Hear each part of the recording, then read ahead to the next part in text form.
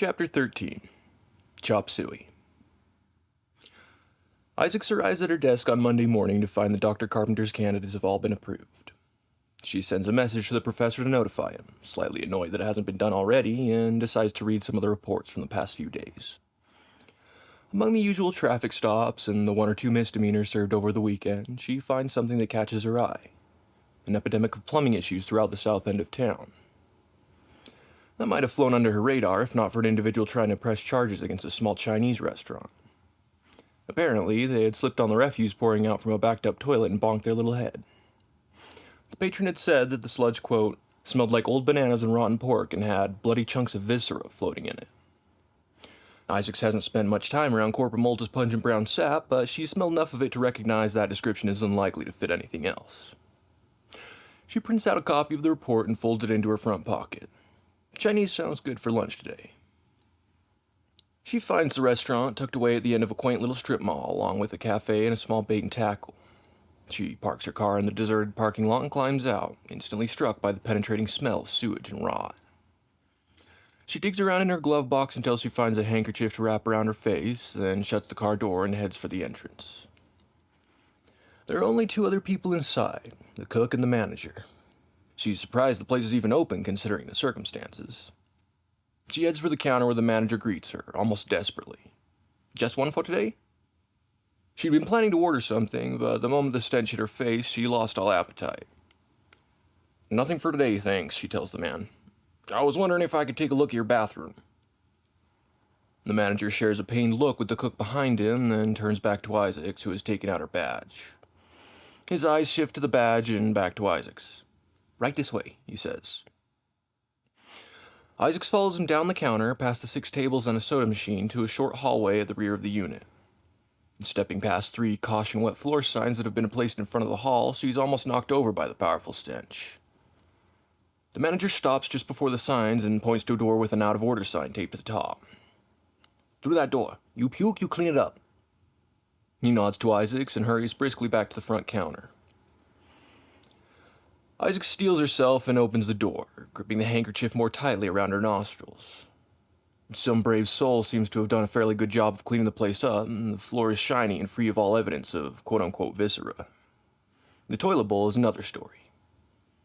A layer of plastic wrap has been stretched over it, presumably to keep the smell at bay. Beneath the plastic, Isaacs can see a chunky, moldy shit soup more offensive than the most backed-up toilet in the most gagged-out crack house she's ever seen.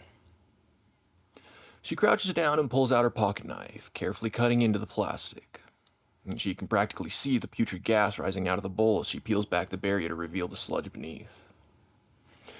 She removes an evidence bag and a pair of tweezers from her pocket and plucks one of the fleshy chunks from the water. She half expects the specimen to start squirming and writhing as the flesh is so apt to do, but it appears totally lifeless.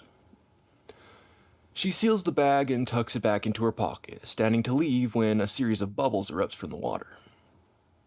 She stares down into the toilet with trepidation.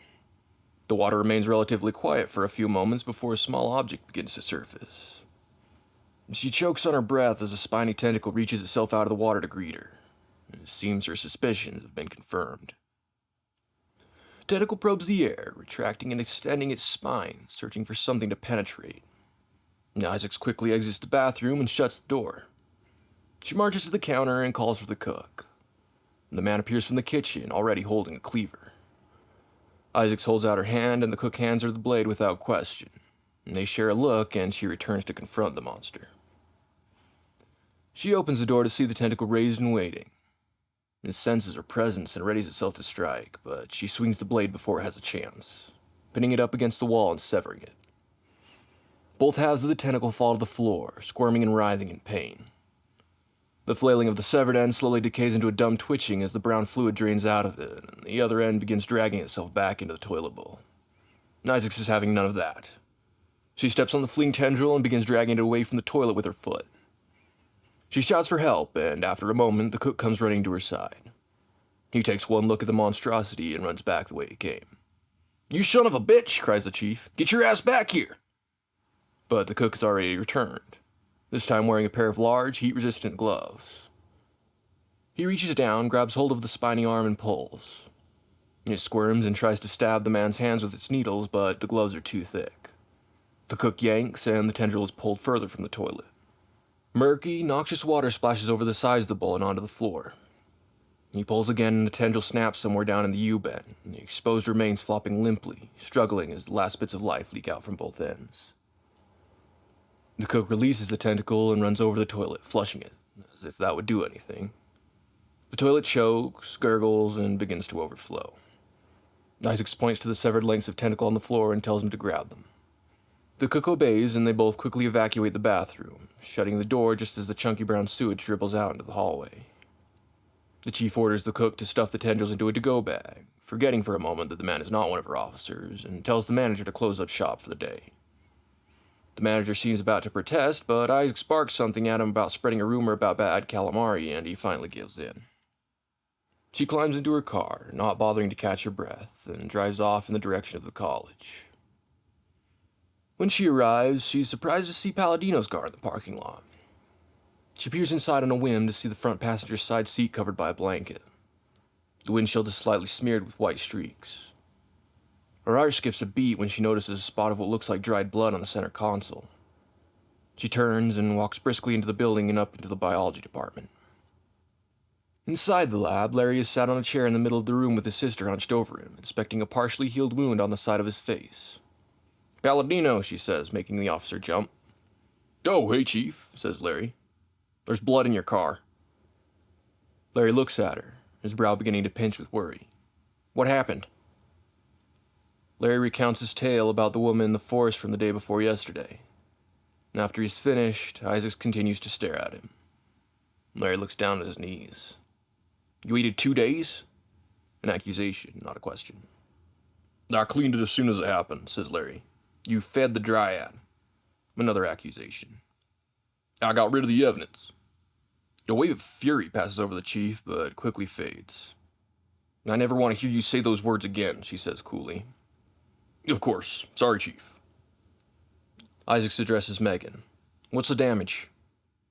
"None that I can tell," she responds, standing up from inspecting Larry's ear. "It seems the infection isn't contagious through a bite." "At least there's some good news," the chief says. She then hefts the to-go bag containing the tentacles onto the table. "What's that?" asks Larry. "Creature from the Black Lagoon." And the two Palladinos give her a confused look. She unties the bag, pulls out a styrofoam soup bucket, and pops the top.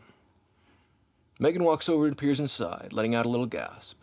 "Where'd you find this?" Isaac holds up the bag and points to the restaurant's logo. "In the toilet." Megan raises her eyebrows.